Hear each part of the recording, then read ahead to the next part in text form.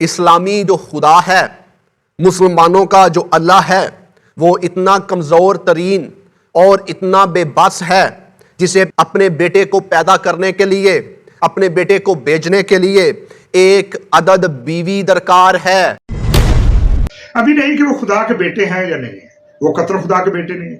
اگر وہ خدا کے بیٹے ہوتے ان کو کوئی قبیلہ، کوئی انتشاری ٹولہ سولی پر نہیں چڑھا سکتا تھا بقول ان کے۔ حالانکہ میں تو کہتا ہوں ان کو سولی پر نہیں چڑھایا گیا، وہ کوئی اور تھا ان کی شکل میں۔ جو خالق حقیقی ہے وہ انسان کی طرح نہیں ہے، جو دکھائے دہنا ہاتھ اور مارے بائیں ہاتھ کے ساتھ۔ یعنی آپ یہ کہہ رہے ہیں کہ اللہ تعالیٰ نے صلیب کے اوپر دکھایا تو حضرت عیسیٰ علیہ السلام کو کہ میں حضرت عیسیٰ علیہ السلام کو صلیب کے اوپر چڑھا رہا ہوں، اور صلیب کے اوپر چڑھا کر یا صلیب کے اوپر چڑھا دکھا کر اللہ تعالیٰ نے صلیب سے سیدنا مسیح کو غائب کر لیا اور ان کی جگہ پر کسی اور کو مصلوب کروا دیا۔ ایسے تو پھر یہی لگتا ہے کہ نعوذ باللہ اللہ تعالیٰ نے وہاں پر دھوکے بازی کی۔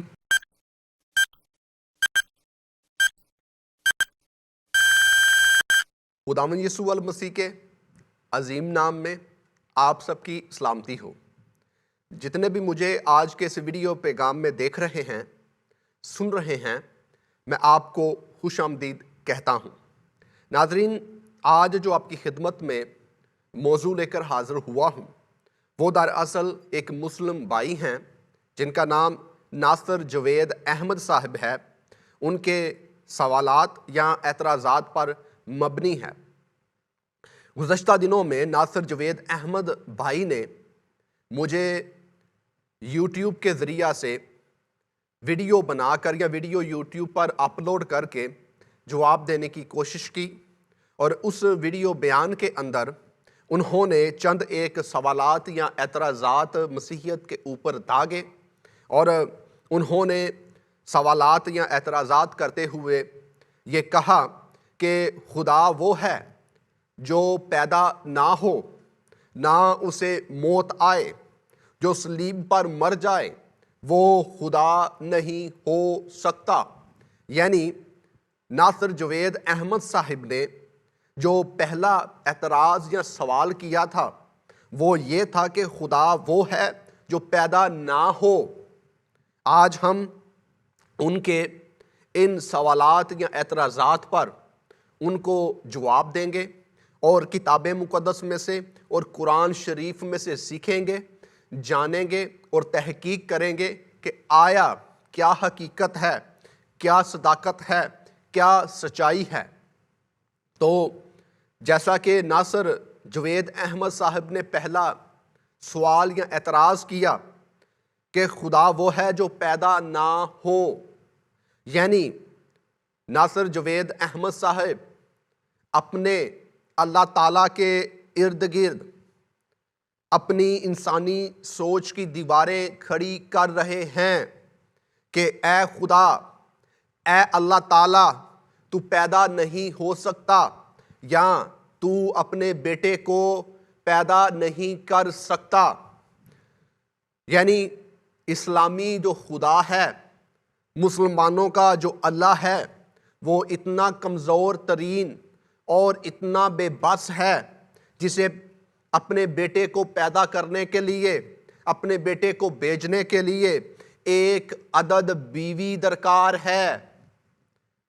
اور جب آپ قرآن شریف کا مطالعہ کریں گے تو قرآن شریف کے اندر آپ کو اس کے حوالہ سے آیت بھی لکھی ہوئی مل جائے گی کہ اللہ کے بیٹا کیسے پیدا ہو جبکہ اس کی بیوی ہی نہیں۔ یعنی چونکہ اللہ کی بیوی نہیں، اس لیے اللہ کے ہاں بیٹا پیدا نہیں ہو سکتا۔ یہ معیار کس نے دیا ہے؟ یہ معیار دیا ہے قرآن شریف نے۔ چونکہ اللہ تعالیٰ کی بیوی نہیں ہے اس لیے اس کے ہاں بیٹا پیدا نہیں ہو سکتا۔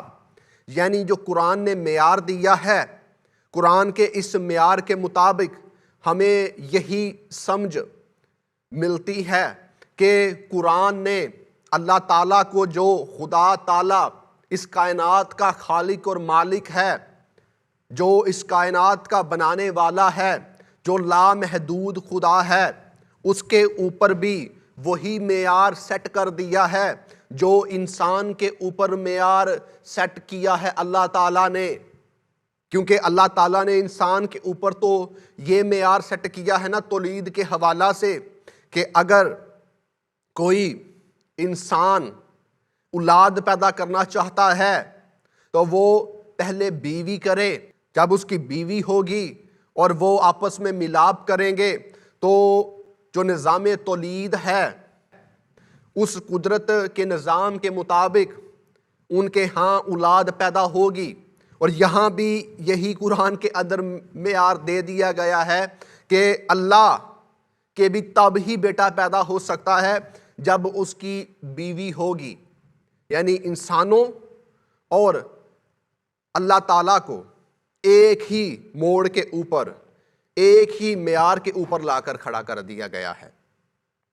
تو ناصر جوید احمد صاحب نے بھی یہی کہا ہے کہ خدا وہ ہو ہی نہیں سکتا جو پیدا ہو. تو میں ناصر جوید احمد صاحب کو بتانا چاہتا ہوں کہ آپ پہلے تحقیق کریں. کیوں تحقیق کریں؟ کیونکہ جب ہم قرآن شریف کا مطالعہ کرتے ہیں تو ہمیں پتہ چلتا ہے کہ جو قرآن شریف کا اللہ ہے، جو اسلامی اللہ ہے یا اسلام کے مطابق جو کائنات کا خالق اور مالک ہے، وہ اللہ تعالیٰ ہے.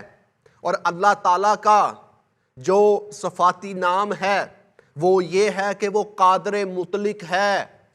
اب جو قادر مطلق کے معنی ہیں وہ یہ ہیں کہ آل مائٹی گاڈ، یعنی ہر چیز پر قادر، ہر ایک چیز جس کے قبضہ قدرت میں ہے وہ خدا تعالیٰ ہے، وہ اللہ تعالیٰ ہے قرآن شریف کے مطابق. اسی لیے آپ کو قادر مطلق کہا گیا ہے. اور اگر کوئی چیز آپ کے قبضہ میں نہ ہو تو پھر آپ قادر مطلق نہیں ہو سکتے. چونکہ آپ قادر مطلق خدا ہیں اس لیے آپ سب کچھ کرنے کی قدرت رکھتے ہیں، اور کچھ بھی کرنے سے پہلے آپ کو کسی انسان سے، کسی بھی نبی سے، کسی بھی پیغمبر سے، کسی بھی فرشتے سے پوچھنے کی ضرورت نہیں، اجازت مانگنے کی ضرورت نہیں. وہ خدا ہے، وہ قادر مطلق ہے، وہ سب کچھ کرنے کی قدرت رکھتا ہے. ہم جو انسان ہیں، ہم انسانی قوانین خدا کے اوپر نہیں تھوپ سکتے، خدا کے اوپر عائد نہیں کر سکتے. خدا ہم پر اپنے قوانین کو عائد کرتا ہے اور مزید کر بھی سکتا ہے، لیکن ہم خدا کو نہیں سکھا سکتے. یہاں پر تو ایسا لگ رہا ہے جیسے ناصر جوید احمد صاحب جو ہیں خدا کو سکھا رہے ہیں، اے اللہ تعالیٰ آپ پیدا نہیں ہو سکتے، آپ اپنے بیٹے کو پیدا کر کے نہیں بھیج سکتے. یہ کہاں کا قانون ہے ناصر بھائی صاحب؟ یہ کہاں سے آپ نے سیکھا ہے؟ مجھے کیا بتا سکتے ہیں کہ آپ انسان ہو کر، اللہ تعالیٰ کی مخلوق ہو کر، اللہ کے اوپر انسانی قوانین کو عائد کریں، یا تو آپ کسی غلط فہمی کا شکار ہیں، یا پھر آپ کو جس نے بھی سکھایا ہے اس نے آپ کو غلط سکھا دیا ہے. آپ کو تحقیق کی ضرورت ہے، ورنہ خدا تعالیٰ کی ذات کے اوپر انگلی اٹھتی ہے کہ آپ خدا تعالیٰ کو یہ کہہ رہے ہیں کہ آپ قادر مطلق نہیں. چونکہ آپ یہ کر نہیں سکتے اس لیے آپ پھر قادر مطلق نہیں. یہ تو پھر خدا تعالیٰ کی ذات کے اوپر انگلی اٹھے گی نا. اور چونکہ بائبل مقدس کا خدا، کان کھول کر سن لیں، بات کر رہا ہوں، بائبل مقدس کا خدا جس خدا کے اوپر ہم ایمان رکھتے ہیں، یہوہ خدا، وہ قادر مطلق خدا ہے. ہاں آپ کا اللہ تعالیٰ قادر مطلق ہو سکتا ہے کہ نہ ہو، اسی لیے تو آپ یہ اعتراضات کرتے ہیں، یہ سوالات کرتے ہیں. لیکن ہمارا جو خدا ہے ابا یہوہ، وہ قادر مطلق خدا ہے. اور یسوع مسیح جس کے اوپر ہمارا کامل ایمان ہے، وہ بھی اپنی ذات کے اندر آل مائٹی گاڈ ہے، قادر مطلق خدا ہے، اس لیے تمام تر چیزیں اس کے قبضہ قدرت میں ہیں، اور جو کچھ وہ کرنا چاہے کوئی بھی انسان اس کو روک نہیں سکتا۔ اور بائبل مقدس کا جو جامعہ عقیدہ ہے، جامعہ اور مسلمہ جو تعلیم ہے، ابھی آپ کو اس کے حوالہ سے جاننے کی ضرورت ہے، تحقیق کرنے کی ضرورت ہے کہ آیا کیا وجہ تھی جس وجہ کی بنا پر خدا تعالیٰ نے اپنے بیٹے کو بھیجا، اور یسوع المسیح جو خدا ہیں، خدا تعالیٰ کے بیٹے ہیں، وہ مریم صدیقہ کے بطن اطہر سے جنم لے کر آئے۔ تو کیونکہ بائبل مقدس کا خدا قادر مطلق خدا ہے، وہ سب کچھ کرنے کی قدرت رکھتا ہے، اس لیے انسانی جو کفارہ تھا، انسانی جو چھٹکارا تھا، جو انسان کو چھٹکارا دینا تھا، اس انسانی چھٹکارے کی بنا پر خداوند یسوع المسیح نے جسم اختیار کیا اور آپ اس کرۂ ارض پر آئے تاکہ آپ انسان کو گناہ سے چھٹکارا دے سکیں۔ اور جب ہم علم و منطق کے حوالہ سے تحقیق کرتے ہیں، فلسفہ کے حوالہ سے تحقیق کرتے ہیں، تو علم و منطق یا فلسفہ بھی یہی کہتا ہوا نظر آتا ہے کہ جو لامحدود چیز ہے وہ محدود ہو سکتی ہے، لیکن جو محدود چیز ہے وہ لامحدود نہیں ہو سکتی۔ خدا تعالیٰ کا بیٹا یسوع المسیح جو تھا خدا، ازلی خدا تھا، اور وہ ازلی خدا ہے، وہ لامحدود تھا لیکن محدود ہو کر آ گیا۔ کیوں محدود ہو کر آ گیا؟ تاکہ انسان کو اس کے گناہ سے نجات دے سکے، تاکہ انسان کو جو بھٹک چکا ہے، جو راہ راست سے ہٹ چکا ہوا ہے، اس کو اسی راہ پر لے کر آئے۔ اور آگے جا کر میں اس پہ بات کرتا ہوں کہ آیا کیا ریزن تھی کہ آپ آئے اور آپ نے صلیبی موت گوارا کی۔ اور جب ہم علامہ اقبال کے بڑے معروف شعر کے اوپر غور کرتے ہیں تو پتہ چلتا ہے کہ علامہ اقبال صاحب نے بھی اپنی خواہش کو ظاہر کیا تھا کہ کبھی اے حقیقت منتظر نظر آ لباز مجاز میں، ہزاروں سجدے تڑپ رہے ہیں میری جبین نیاز میں۔ یعنی جو علامہ اقبال تھے وہ بھی یہی اپنی خواہش کا اظہار کرتے ہوئے نظر آتے ہیں یا آتے تھے کہ اے خدا تعالیٰ، اے اللہ تعالیٰ، اے کائنات کے خالق اور مالک، میں تیرے حضور التجا کرتا ہوں، فریاد کرتا ہوں، گزارش کرتا ہوں، اے حقیقت منتظر نظر آ لباز مجاز میں، یعنی مجازی لباس میں، اے خدا میرے اوپر ظاہر ہو یا مجھے نظر آ۔ کیوں نظر آ؟ کیونکہ میں تجھے سجدے کرنا چاہتا ہوں، اور میں تجھے سجدے بھی 1 2 یا 3 نہیں بلکہ ہزاروں کرنا چاہتا ہوں۔ یعنی علامہ اقبال بھی اس بات کا اظہار کر رہے ہیں اس وقت کے زمانہ کے اندر جب آپ ہین حیات تھے، تو آپ کی جبین کے اندر، ضمیر کے اندر، خواہشات کے اندر یہ بات امڑ امڑ کر آتی تھی کہ اے خدا تعالیٰ میرے سامنے آ۔ اور یہی وجہ ہے کہ خداوند یسوع المسیح آئے تھے لباس مجاز میں کبریا کو ظاہر کرنے کے لیے، تاکہ جو انسان ہے وہ خدا کو دیکھ سکے۔ اور خدا کس لیے آیا؟ وہ اس لیے آیا تاکہ انسان جو گناہ میں پھنسا ہوا تھا، دھنسا ہوا تھا، اسے گناہ سے چھٹکارا دے سکے۔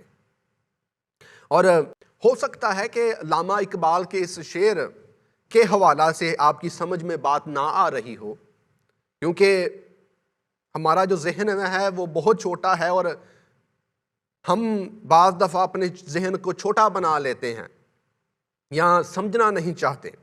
چلیں، اگر آپ کو علامہ اقبال کے شعر کی سمجھ نہیں آئی تو کوئی بات نہیں، میں آپ کو قرآن شریف میں سے ایک حوالہ دے دیتا ہوں، ایک ایویڈنس دے دیتا ہوں، دلیل دے دیتا ہوں۔ جب آپ سورہ الزخرف پڑھیں گے، اس کی 81ویں آیت کے اندر آپ کو لکھا ہوا مل جائے گا، اے نبی آپ ان سے کہیے کہ اگر رحمان کا کوئی بیٹا ہوتا تو سب سے پہلے اس کی عبادت کرنے والا میں ہوتا۔ یعنی جو پیغمبر اسلام ہیں ان سے اللہ تعالیٰ اس آیت مبارکہ کے اندر مخاطب ہیں، اور اللہ تعالیٰ اپنے پیغمبر سے یہ کہہ رہے ہیں کہ اے نبی آپ ان سے کہیے، کن سے کہیے؟ جو آپ سے یہ پوچھتے ہیں، دریافت کرتے ہیں کہ کیا رحمان کا بیٹا ہے یا نہیں، تو آپ ان سے کہہ دیجئے کہ اگر رحمان کا بیٹا ہوتا تو میں سب سے پہلے اس کی عبادت کرنے والا ہوتا۔ یعنی پیغمبر اسلام کو اللہ تعالیٰ یہ کہہ رہے ہیں، ان سے کہہ دیجئے کہ اگر رحمان کا کوئی بیٹا ہوتا، یعنی جو رحمان کا بیٹا ہے وہ معبود برحق ہوتا ہے، اور رحمان کا جو بیٹا ہوتا ہے وہ بھی اللہ تعالیٰ کی طرح عبادت کے، سجدوں کے، ستائش کے اور حشمت کے اور بزرگی کے لائق ہوتا ہے۔ اور اس آیت میں ہمیں بڑے واضح طریقے سے مفہوم مل رہا ہے کہ جو رحمان کا بیٹا ہوتا ہے وہ عبادت کے لائق ہوتا ہے۔ اور جب ہم واقعہ معراج کے حوالہ سے تحقیق کرتے ہیں تو پتہ چلتا ہے کہ جب آپ کو معراج نصیب ہوئی، جب آپ کو براق کے اوپر بیٹھنا نصیب ہوا، تو آپ براق کے اوپر بیٹھ کر جب اللہ تعالیٰ نے آپ کو پہنچایا بیت لحم کے اندر، یعنی یروشلم کے اندر، تو جب آپ یروشلم کے اندر پہنچے اور آپ کے اوپر یہ بات ظاہر ہوئی کہ آپ اس جگہ کھڑے ہوئے ہیں جہاں پر سیدنا مولانا ربانہ خداوند یسوع المسیح پیدا ہوئے تھے، یعنی جب حضرت محمد صلی اللہ علیہ وآلہ وسلم کے اوپر یہ بات ریویلڈ ہوئی کہ آپ اس مقدس جگہ کے اوپر کھڑے ہوئے ہیں جو سیدنا مسیح کی جائے پیدائش ہے، تو آپ نے کیا کیا کہ آپ وہاں پر ہی جھک گئے اور آپ نے وہاں پر جھک کر 4 سجدے کیے۔ 4 سجدے کس نے کیے؟ حضرت محمد صلی اللہ علیہ وآلہ وسلم نے۔ کیوں سجدے کیے آپ نے سیدنا مسیح کی جائے پیدائش کے اوپر؟ کیا وجہ تھی؟ میں پوچھتا ہوں ناصر احمد جوید صاحب سے کہ مجھے بتائیں کیوں حضرت محمد صاحب نے وہاں پر 4 سجدے کیے؟ میرے علم کے مطابق، میری تحقیق کے مطابق آپ نے وہاں پر سجدے تعظیمی نہیں کیے تھے، بلکہ آپ نے وہاں پر سجدے عبادتی کیے تھے، کیونکہ سجدہ صرف اور صرف خدا تعالیٰ کی ذات کو ہے یا اس کے بیٹے کو ہے۔ قرآن شریف کی اس آیت کے مطابق کہ جو رحمان کا بیٹا ہے وہی عبادت کے لائق ہو سکتا ہے، اور آپ نے وہاں پر 4 سجدے کیے۔ اب یہ نہ کہیے گا کہ وہاں پر تعظیمی سجدے کیے تھے۔ اگر تعظیمی سجدوں کی بات کرتے ہیں تو پھر مجھے آپ نے ایویڈنس دینا ہے کہ کیا پیغمبر اسلام نے باقی بھی نبیوں پیغمبروں کی جائے پیدائش پہ جا کر سجدے کیے تھے تعظیمی؟ مجھے آپ نے بتانا ہے۔ یعنی قرآن شریف کی اس آیت کے مطابق، یعنی سورہ الزخرف 81ویں آیت کے مطابق، رحمان کا جو بیٹا ہوتا ہے وہ عبادت کے لائق ہوتا ہے۔ یہ اللہ تعالیٰ نے خود سے معیار دیا ہے۔ اور ناصر جوید احمد صاحب نے پھر جو دوسرا اعتراض کیا تھا یا سوال کیا تھا وہ یہ تھا کہ جس خداوند کو سولی پر لٹکا دیا جائے وہ خدا کا بیٹا نہیں ہو سکتا۔ یعنی ناصر جوید احمد صاحب اپنی ہی ویڈیو کے اندر کہہ رہے تھے کہ میں نے بائبل مقدس کا بہت سا مطالعہ کیا ہے، تو میں آپ کو چیلنج کے ساتھ یہ کہنا چاہتا ہوں، بائبل مقدس کا بہت سا مطالعہ تو دور کی بات، آپ نے بائبل مقدس کا تھوڑا اور سطحی سا مطالعہ کیا ہوا ہے، اس لیے آپ کو اس حوالہ سے علم نہیں کہ خداوند یسوع المسیح سولی پر بطور خدا نہیں چڑھے تھے بلکہ بطور انسان چڑھے تھے۔ خداوند یسوع المسیح کے حوالہ سے آپ کو کخ بھی علم نہیں ہے، رتی بر بھی علم نہیں ہے۔ بائبل مقدس کا مسیحیت کا جو جامعہ ایمان ہے وہ یہ ہے کہ خداوند یسوع المسیح ڈیول پرسنالٹی ہیں، خداوند یسوع المسیح دوہری شخصیت کے مالک ہیں، یعنی ایک ہی وقت میں آپ انسان بھی ہیں اور ایک ہی وقت میں یعنی یک وقت میں آپ خدا بھی ہیں۔ بائبل مقدس کا یہ ایمان ہے، یعنی خداوند یسوع المسیح جب صلیب پر چڑھے تو وہ بطور انسان صلیب پر چڑھے تھے تاکہ انسانوں کا کفارہ دیا جا سکے، بطور خدا نہیں۔ خدا کو کوئی صلیب پر نہیں چڑھا سکتا۔ اور گلتیوں کے خط کے مطابق آپ کیوں صلیب پر چڑھے؟ کیونکہ آپ انسانوں کے تابع ہو گئے، اپنے آپ کو آپ نے انسانوں کے حوالے کر دیا۔ حوالے کیوں کر دیا؟ تاکہ انسان کا کفارہ ہو سکے۔ بطور خدا آپ صلیب پر نہیں چڑھے۔ اور آپ کہہ رہے تھے کہ آپ نے بڑا مطالعہ کیا ہوا ہے بائبل مقدس کا۔ اگر آپ نے مطالعہ کیا ہوتا تو آپ کو علم ہوتا کہ مسیحیت کا خداوند یسوع المسیح کے حوالہ سے ایمان کیا ہے اور ان کی صلیبی موت کے حوالہ سے مسیحیت کا ایمان کیا ہے۔ اور پھر آپ نے یہ بھی کہا کہ قرآن شریف کے مطابق تو خداوند مسیح کو یعنی حضرت عیسیٰ علیہ السلام کو اللہ تعالیٰ نے اٹھا لیا تھا، ان کو صلیب پر چڑھنے ہی نہیں دیا گیا تھا۔ تو میں آپ کو ابھی قرآن شریف بھی پڑھاتا ہوں کہ قرآن شریف کیا ایسا کہتا بھی ہے یا نہیں کہتا۔ تو جب ہم سورہ مریم اس کی 33ویں آیت کا مطالعہ کرتے ہیں تو یہاں پر ہمیں لکھا ہوا ملتا ہے، اور مجھ پر میری پیدائش کے دن اور میری موت کے دن اور جس دن کہ میں دوبارہ زندہ کھڑا کیا جاؤں گا سلام ہی سلام۔ اب یہ کون کہہ رہا ہے؟ یہ کہہ رہے ہیں سیدنا جناب مسیح۔ اور جناب مسیح کیا کہہ رہے ہیں کہ مجھ پر میری پیدائش کے دن بھی سلام، میری موت کے دن پر بھی سلام، اور جس دن میں دوبارہ زندہ کھڑا کیا جاؤں گا اس پر بھی سلام۔ اب سیدنا مسیح جو ہیں بتا رہے ہیں کہ میری موت کے دن پر بھی سلام۔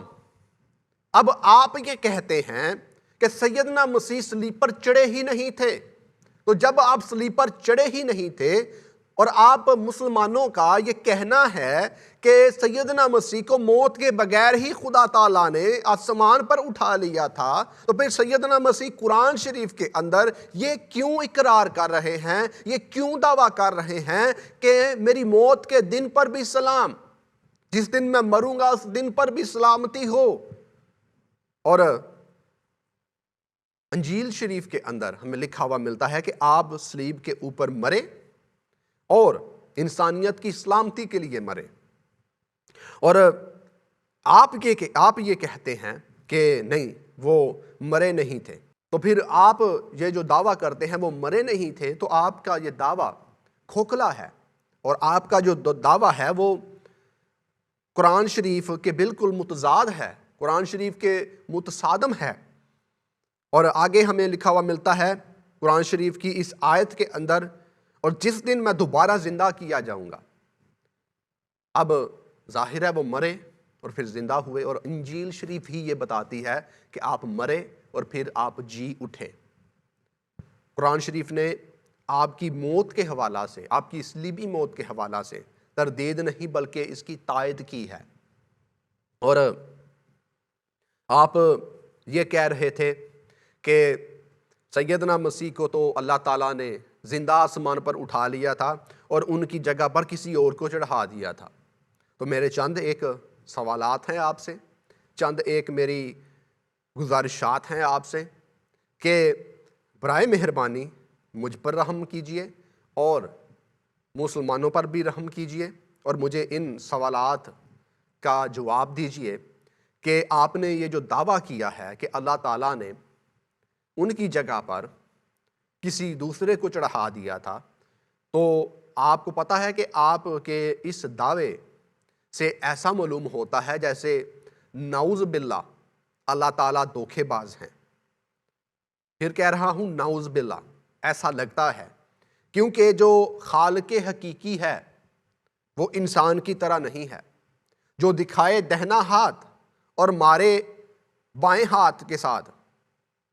یعنی آپ یہ کہہ رہے ہیں کہ اللہ تعالیٰ نے صلیب کے اوپر دکھایا تو حضرت عیسیٰ علیہ السلام کو کہ میں حضرت عیسیٰ علیہ السلام کو صلیب کے اوپر چڑھا رہا ہوں یا انسانوں کو چڑھانے کی اجازت دے رہا ہوں، اور صلیب کے اوپر چڑھا کر یا صلیب کے اوپر چڑھا دکھا کر اللہ تعالیٰ نے صلیب سے سیدنا مسیح کو غائب کر لیا اور ان کی جگہ پر کسی اور کو مصلوب کروا دیا۔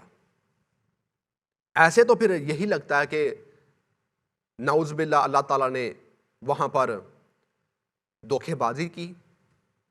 تو میں آپ کو بتانا چاہتا ہوں کہ اللہ تعالیٰ دھوکے باز نہیں ہیں، وہ ایسے نہیں ہیں۔ آپ ان کو ایسے دکھا رہے ہیں، اللہ تعالیٰ ایسے نہیں ہیں۔ اور میرا یہ یقین ہے سیدنا مسیح ہی صلیب کے اوپر چڑھے تھے، اور میرا آپ سے سوال ہے کہ آپ یہ جو کہتے ہیں کہ صلیب کے اوپر کوئی اور شخص چڑھا تھا، کیا آپ مجھے ان کا نام بتا سکتے ہیں جسے صلیب کے اوپر چڑھایا گیا تھا سیدنا مسیح کی جگہ پر؟ اور پھر مجھے یہ بھی بتائیں کہ اس شخص کی غلطی کیا تھی، اس شخص نے خطا کیا کی تھی، گناہ کیا کیا تھا جس کی وجہ سے اللہ تعالیٰ نے سیدنا مسیح کی جگہ پر اس دوسرے شخص کو چڑھا دیا تھا؟ بتائیے گا مجھے ضرور، آخرکار اس کی غلطی کیا تھی بیچارے کی۔ اور آپ کے ان دعووں کے اوپر بھی سوال اٹھتا ہے کہ اگر سیدنا مسیح کو زندہ ہی آسمان پر اٹھا لیا گیا تھا تو پھر سیدنا مسیح کا یہ دعویٰ کہاں گیا سورہ مریم 33ویں آیت کا کہ جس دن میں مروں گا؟ آپ تو یہ کہہ رہے ہیں کہ میں مروں گا، اور آپ مسلمان بھائیوں کا یہ کہنا ہے کہ وہ زندہ ہی اٹھا لیے گئے تھے۔ تو مجھے امید ہے کہ آپ میرے ان سوالات یا اعتراضات کو رفع کریں گے اور ان کا مجھے مدلل اور مفصل جواب دیں گے، اور میں یقین رکھتا ہوں کہ آج کے اس پیغام کے ذریعہ سے مسیحی اور غیر مسیحی بہنوں بھائیوں نے بھرپور طریقے سے سیکھا ہوگا، جانا ہوگا، اور آج کے اس پیغام کے ذریعہ سے ان کے علم میں اضافہ ہوا ہوگا۔ میں آپ سے گزارش کرتا ہوں اگر آپ نے آج کے اس ویڈیو پیغام کے ذریعہ سے برکت پائی ہے تو کومنٹ میں اپنی رائے سے مجھے ضرور آگاہ کیجئے گا۔ خداوند آپ کو بڑی برکت دے اور اپنے چہرے کے نور کو آپ سب پر جلوہ گر فرمائے۔ یسوع مسیح کے عظیم نام میں آمین۔